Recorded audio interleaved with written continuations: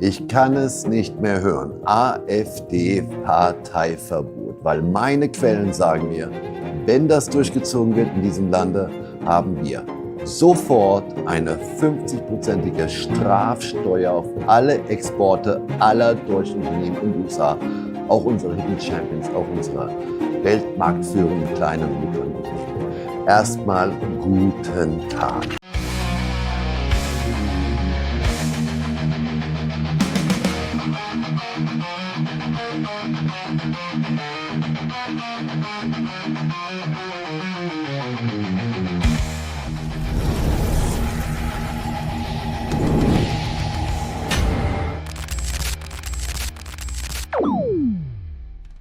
Hey Leute, willkommen in der Realität. Florian Homm liefert hier eine Analyse, die ihr hören müsst, weil sie genau das aufdeckt, was sonst verschwiegen wird. Während alle von AfD-Verbot reden, geht's längst um mehr. Er spricht von 50% Strafzöllen, von Wirtschaftszerstörung und einem Umbau, der unseren Mittelstand mit voller Wucht trifft. Und wer glaubt, das sei nur eine Theorie, der sollte genau hinhören, wenn Homm historische Vergleiche zieht. Chile, Venezuela, Iran, immer dann, wenn Parteien verboten wurden, folgt Diktatur, Chaos oder Krieg. Das ist keine Talkshow-Meinung, das ist ein Weckruf. Auf geht's! Und was ich besonders nicht schätze, ist ein mangelhaftes Geschichtsverständnis unserer agierenden Politikkaste, die dieses Verbot mit einer Dilettanz nach vorne treibt, die seinesgleichen sucht, außer im Bundestag, in dem man es nicht mal schafft, Merz zum Kanzler zu wählen, in der ersten Runde es nur mit den Grünen schafft. Weltgeschichte: In welchen Ländern wurde seit 1900 die größte Partei oder eine wichtige politische Partei gemessen am Wahlerfolg verboten? Das möchte ich jetzt einfach mal wissen. Und welche Art von Regime entstand daraufhin? Und das ist ja das Traurige an diesen Maßnahmen, dem AfD-Parteiverbot. Das hatten wir doch 1933 in Deutschland. Wer wurde verboten? Die Sozialdemokraten wurden verboten und die Kommunistische Partei. Ja, die Nazis haben alle Opposition verboten. Wer hat hier nur eine wirkliche Opposition? Hier die größte Partei laut Umfragen im Land. Und was folgte? Weiß jedes Kind. Eine faschistische Diktatur unter Adolf Hitler. Okay, ist das jetzt eine Ausnahme oder ist hier ein Muster? Iran, dasselbe, national gewählt, Mohammed Mossadegh, dann gab es ein Verbot, ein Coup und dann wurde der Schah, Mohammed Reza Pahlavi, der Chef des Landes. In Chile wurden auch die Sozialisten verboten, von Allende, politisch gewählt. Was kam danach? Welch eine Überraschung, unter Pinochet eine militärische Diktatur. 3. Nummer 4. Algerien. Wer wurde da verbannt? Verboten, Islamische Rettungspartei, Front. Ja, die hat sogar die erste Runde der Wahlen gewonnen. Das Militär hat es einfach annulliert, um diesen Sieg zu verhindern. Und das Resultat war Bürgerkrieg. Ihr seht die Bilder. Türkei, ganz direkt in der Nähe. Die sogenannte Welfare Party und die Virtue Party wurden auch verboten. Die wurden gebannt. Tja, das Regime, was danach entstand, kennen wir. Man nennt es ein hybrides autoritäres Regime. So, jetzt wird's aber interessant. Wer wurde denn noch verbannt? Das erinnert mich doch an Marine Le Pen. Hier ein Kommentar aus YouTube, es muss ja nicht so hart werden wie 4 Jahre Gefängnis. Aber es ist doch eine Parallele zu Europa, die wir kennen. Nicht nur das AfD-Verbot zu Deutschland, aber das ist doch eine europäische Landschaft, die seinesgleichen sucht, eher auf den Weg in den Extremismus. Ägypten, da wurde die Islamische Brüderschaft verboten. Und das nannte man dann international das Ende der Demokratie. Und dann gab es einen Militärcoup durch Sisi, bestens diskutiert, bestens präsentiert. Es gibt dort keine freien Wahlen mehr. Und in Thailand, da wurde 2000, die haben ja diese so Serienverbieter von Parteien, Thai Rak Thai Partei 2006 verboten, Future Forward 2020 verboten. Und was hat man mit dem lieben Mann gemacht, der eine dieser Parteien, die Partei wurde aufgelöst. Und dieser Mann, der diese Partei geführt hat, der durfte 10 Jahre kein politisches Amt bekleiden. Wieder mal Le Pen. Ja, 5 Jahre ist der Stand aktuell. Also sie kann nicht mal an den Präsidentschaftswahlen teilnehmen. Das Muster ist klar erkennbar, meine lieben YouTube-Freunde. Parteienverbot landet in hybriden oder in diktatorischen militärischen Regimes. Und ihr werdet die Logik schnell verstehen, weil in Venezuela wurde ja auch wieder mal was schon verboten unter Nicolás Maduro, die Democratic Unity Roundtable. Tja, AfD wird doch auch verboten. Wir sind nur ein billiges Spiegelbild der Geschichte in einer, ja, man kann schon sagen, quasi zunehmend diktatorischen EU aus Brüssel, die überall interveniert. Aber der Osten macht das auch sehr gerne. Sehen wir Belarus, Weißrussland von den 1990er Jahren, die sind ja Serienverbanner. Was wurde da verbannt? Also auf jeden Fall mal die Belarusian Popular Front. Und wurde es ein personalifiziertes autoritäres Regime ersetzt. Ihr seht die Bilder. Und in Russland, da muss man auch kritisch bleiben. Es gibt nicht nur die Nawalny-Bewegung, es gab auch die Jabloko-Bewegung. Und das war eine juristische und prozedurale Aussortierung dieser beiden Parteien, also ähnlich wie AfD wieder. Und haben wir denn jetzt erlebt in der ersten Wahlrunde in Rumänien? Der Anführer dieser Partei, Herr Georgescu, die Wahl wurde annulliert, sie wurde jetzt wiederholt, aber der Mann ist erstmal weg vom Fenster, wurde ersetzt durch Simeon, mit aber einem hervorragenden Resultat, muss man sagen. Die Wähler sind nicht komplett verblödet. Parteienausschuss ist immer diktatorisch. Parteienverbot ist immer, ja, extrem. Links- oder rechtsextrem, sucht's euch aus. Russland linksextrem, in anderen Ländern rechtsextrem. Venezuela auch linksextrem. Nicht gut. Thema 2, AfD-Verbot. Der Rutsch in die Diktatur. Das ist immer dasselbe. Militäraufbau gehört auch dazu. Ganz besonderer Schwerpunkt sind die mittleren Kräfte. Bitte Bilder einblenden. Mittlere Kräfte kann man auch gegen die eigene Bevölkerung einsetzen. Wilde These? Keineswegs. Ergebnisse für den DDR-Militäraufbau. Der Aufbau der Streitkräfte der DDR basierte auf den rund 120.000 Mann der kasernierten Volkspolizei, die überwiegend mit Waffen und Gerät aus der Sowjetunion ausgerüstet war. Das ist so, pass mal auf, es wiederholt sich. Alles. Zeitenlupentechnisch, damals, jetzt blitzschnell. Zunächst ist diese NVA eine Freiwilligenarmee, bevor nach dem Mauerbau im Januar 1962, was passierte denn da in der DDR? Wurde die allgemeine Wehrpflicht eingeführt? Quelle? Stiftung Haus der Geschichte. Und was braucht man noch? Dritter Faktor, um diesen Extremismus durchzusetzen. Das Aufrüsten habt ihr jetzt verstanden. Wir brauchen ein Feindbild. Was ist das aktuelle Feindbild? Ja, Feindbild Russland natürlich. Geschichte einer Dämonisierung. Ein interessantes Buch von Herrn Hofbauer. Und das vierte Thema ist natürlich klar. Gegner mundtot machen und vor allem enteignen. Ja, also sie dürfen nicht mehr in die Ämter, sie dürfen nicht mehr in die Ausschüsse gehen, die kommen nicht mehr in die Talkshows, sie sind einfach verboten und ausgegliedert. Kennen wir doch auch Enteignung, Bescheid über die Judenvermögensabgabe. Auswandern kennen wir doch auch. Deutsches Reich, wo sind sie alle hin, unsere Juden? Tja, 1933, 1942, Quelle Anne Frankhaus, unumstritten. Und hier sieht man die Statistik deutscher Auswanderer nach Jahren. Das springt an im Jahr 2015. Das war das Wir schaffen das Jahr. Da ist aber auch die Migration ins Land explodiert um 6 Millionen. Unfassbar und beträgt laut Statista und anderen Quellen 15% sind Ausländer in diesem Land. Es gibt keine Daten bisher. Ich konnte nicht keine finden für 23 und 24. Ist das absichtlich so? Oder ist die Datenverarbeitung so steinalt? I don't know.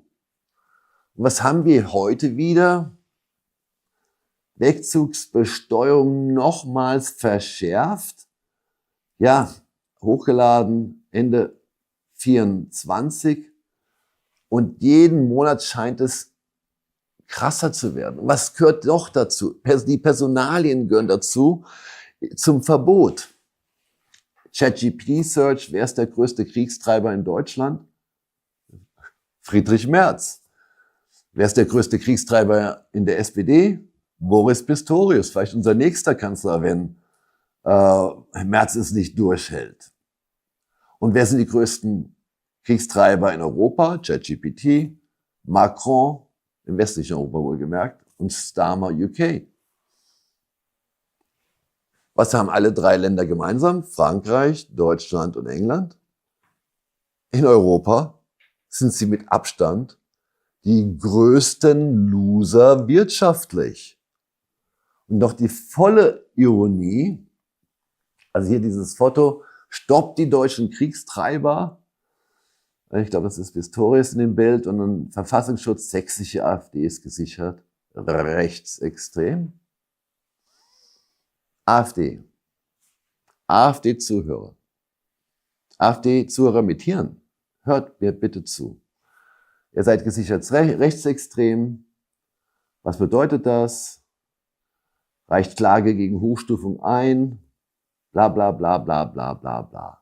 Alles ZDF, Tagesschau, Deutsche Welle und so weiter. Ich lehne mich jetzt mal zurück. Man muss wirklich aus dem ganzen Fuddelmuddel, diesem Affenzirkus mal kurz rausgehen und mal eine Empfehlung aussprechen. Einfach nur eine Idee in den Raum stellen. Schlagt sie doch endlich mit ihren eigenen Waffen.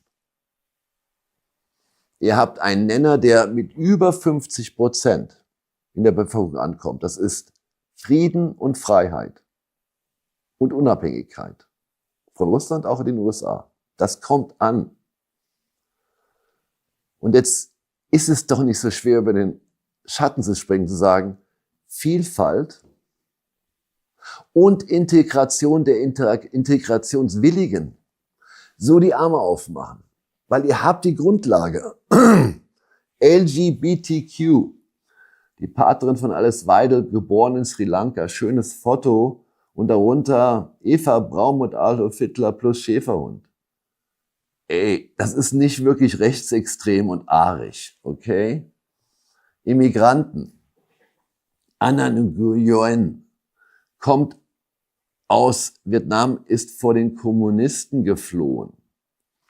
Juden in der AfD. 82 Mitglieder. Ich glaube nicht, dass die NSDAP einen jüdischen Flügel hat. Deutsch-Türken, Russlanddeutsche wählen fleißig diese Partei. Glaube nicht, dass das 1933 bis 1945 en vogue war. Und jetzt geht's noch lustiger. Frauen, Frauen, Frauen, Frauen, Frauen. Ich spreche euch an. Frauen- und Kinderschutz in der AfD. Merkt euch das doch bitte. Dr. Brauer Rechtsanwälte ist hier das Foto. 184b Strafgesetzbuch. Absenkung bei Kinderpornografie bei den Strafen. Und dann gibt's so ein schönes Bild von euch Frauen im AfD-Propagandateil. Da ist eine Mary Kahn. Das ist kein so richtig völkischer Name. Da ist eine Christine Anderson zu erkennen, auch kein völkischer Name. Und wisst ihr eigentlich, wie die Frauen im Rechtsextremismus waren? Bruthennen und Heimarbeiter. Bingo, bester, fertig, aus. Auch nicht rechtsextrem. Diese ganze Logik, die dem deutschen Publikum eingetrichtert wird durch die Mainstream-Medien tatsächlich, dass die AfD rechtsextrem ist erstmal komplett unnachvollziehbar. Ich habe mir auch die Leaked Documents angeschaut. Aber das Zweite ist, ihr könnt das nutzen, ihr könnt das wirklich nutzen, um eure Partei Richtung 30% zu bringen. Und die restlichen 20%, die holt ihr wie folgt. Weil da habt ihr echt keine Eier in den Hosen. Ich habe das mehrfach gesagt, ich lade euch ein, jemand, der was von Wirtschaft in der AfD versteht, zu kommunizieren, dass unser Staatsapparat, das ist ganz leicht zu belegen, ich habe auch schon viel zu gesagt, Geld verschwendet in Billionenhöhe. Macht es doch zu eurem Wahlprogramm, dass jeder Steuerzahler an der Periode, wenn ihr an die Macht kommt, 2.000 € Entlastung, also Kohle aufs Konto in euren eigenen Pensionsfonds nach amerikanischem Muster, Individual Retirement Account, IRA, bekommt. Oder, klar, machen wir es doch einfacher noch für jeden Haushalt oder Einzelperson, 10.000 €. Und in 20 Jahren wird aus diesen Summen, wenn man dabei bleibt, 61.000 €. 20 Jahre locker, wenn man es schlecht investiert. Und das ist das deutsche Mittelwertvermögen. Das Vermögen der Deutschen kann sich mit einer straffen Politik in 10 bis 20 Jahren, sagen wir lieber 15 Mal, verdoppeln, anstatt geringer zu werden. Wir haben jetzt jeden 5. mittlerweile leicht unter der Armutsgrenze. Das war mal jeder 10. vor 30 Jahren, by the way. Und der größte Denkfehler in dieser Debatte ist, nehmt doch mal Kontrolle über den analytischen Dialog. Anstatt euch ständig zu verteidigen, geht doch mal in die analytische Offensive. Linksextremismus. Hier ein Auszug aus der Bild. Zitat von Helmut Schmidt, dem hochgepriesenen SPD-Kanzler, also der höchst angesehenen Kanzlerperson der Sozialdemokraten. Der sagte, Zuwanderung aus fremden Kulturen unterbinden. Der wäre gesichert rechtsextrem heute. Und dann kommen wir ins Jetzt mit Herrn Klingbeil, der zweitmächtigste Politiker im Lande, aktuell. Ein Auszug könnt ihr euch durchlesen. Hier erzählt SPD-Chef Klingbeil über seine Antifa-Vergangenheit. Also ein Antifa-Romantiker ist unser zweitmächtigster Politiker. Und jetzt gehe ich tief in die Verschwörung und hole eine Quelle raus, die das wirklich klar darstellt. Es geht um Antifaschismus. Den gesellschaftlichen Konsens gegen den Rechtsextremismus versuchen Linksextremisten dabei gezielt auszunutzen, um von Demokraten als Partner akzeptiert zu werden. Also die gewalttätigen Linksextremisten ziehen durch, um als Partner akzeptiert zu werden und ihren gewalttätigen Angriffen auf Menschen eine scheinbare Legitimität zu verleihen. Also sie infiltrieren die Parteien, vor allem die Linksparteien und das ist ja auch die CDU mittlerweile. Und durch die hierdurch geschaffene Anschlussfähigkeit eröffnet sich Linksextremisten die Möglichkeit, ihre ideologischen Positionen in die Gesellschaft einfließen zu lassen. Hier einige Fotos aus dieser Verschwörungswebseite. Linksextremistisches Aktionsfeld Antifaschismus mit Bild steht drauf auf dem T-Shirt. Ja, helft ihr der Polizei und ihr richtet euch selber zunichte. Antifaschistische Aktion mit Häuserbrand. Ja, sieht man das auch im nächsten. Antifaschistischer Kampf im Linksextremismus. An Geschichte erinnern heißt handeln statt vergessen. Gewaltbereitschaft, mein lieber Schwan. Linksextremistische Gewalttäter zielen mit ihren Angriffen nicht nur auf ihr konkretes Opfer. Der andauernde gewaltsame geführte antifaschistische Kampf, und jetzt kommt's, soll vielmehr eine breite Wirkung entfalten. Und hier wird aufgerufen, Antifa heißt Angriff. Das linksextremistische Aktionsfeld Antifaschismus wird hauptsächlich von Linksextremisten geprägt. Diese verstehen Faschismus als die reaktionärste, chauvinistischste, imperialistischste Form des Kapitalismus. Ich lasse einfach stehen. Und jetzt fragt ihr euch, was ist denn das für eine fucking Verschwörungsquelle? Wie böse ist das, was hier steht? Wie uneinsichtig ist das? Ja, die Quelle ist das Bundesamt für Verfassungsschutz. Und das ist der Fehler. Das ist der Denkfehler, den ihr nicht drauf habt in der AfD. Geht doch mal daran. Anstatt sich ständig zu verteidigen, würde ich mal richtig offensiv dran rangehen. Wie sind die Verbindungen der großen Organisationen in diesem Land, gesellschaftlich, politisch und so weiter, zu dieser Organisation, die angeblich nur laut Markus Krall 23.000 Mitglieder hat? Und stellt doch mal euch endlich einem Interview. Ich hatte eine Anfrage, die konnte ich nicht wahrnehmen, von Thomas Geisel, immerhin ehemaliger Bürgermeister von Düsseldorf, und hat in seiner Amtszeit echt einiges geleistet, einen guten Record, natürlich auch ein Harvard-Abgänger, parteiisch, war auch der Georgetown University und ist im Bundesvorstand bei BES, beim Bündnisbund des Sarah Wagenknecht. Ja, ist es so schwer? Ist es so schwer, sich mal mit Wirtschaft zu beschäftigen? Ist es nicht super sexy, wenn ihr ein Wahlversprechen abgibt, dass jeder Steuerzahler, es hilft natürlich den kleinen Steuerzahler viel mehr, ein ordentliches Vermögen aufbaut, was er selber investieren kann. Er kann es nicht konsumieren, soll es investieren. That's the real thing. Und wenn er weiter nicht die verbindenden Elemente mit integriert, die Integration der Integrationsfreunde und den Schulterschluss zur Friedensbewegung, gibt es ja ein Handshake schon, ja, dann werdet ihr wahrscheinlich nicht die stärkste Partei im Land, die regiert. Und auf Free Homes, vieles, was ich heute sage, beruht vor allem die 50-prozentige Strafzoll auf deutsche Exporte. Auf die Magerdissonanzen und warum die EU nicht bis 2027 überleben wird. Und ich gehe Wetten mit euch ein, in dieser Form nicht überleben wird.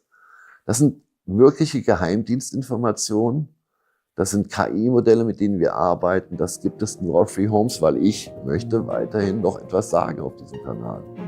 Aber das richtige Zeugs, yes, im freiheitlichen Raum, im Free Homes. Ich danke euch, dass ihr mir zugehört habt, dass ihr die Zusammenhänge wirklich verstanden habt und dass euch hier wirklich faule Kartoffeln verkauft werden.